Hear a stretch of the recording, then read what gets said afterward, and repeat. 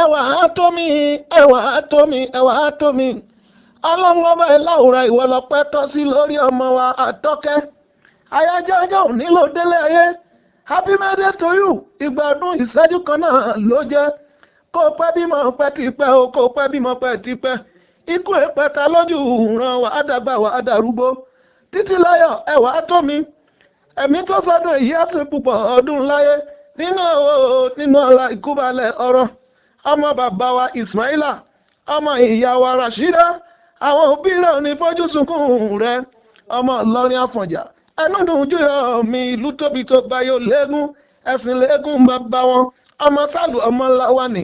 Ọmọ Mọ́rílẹ́wà ọmọ Ládẹ́rin. Ọmọ tètè wọlé mẹ́kọ̀ọ́ náwó jẹ́ ń rí mú fógun kógun ọmọ lọ. Ẹ̀yin lọ́mọ pọ̀ lẹ́yìn.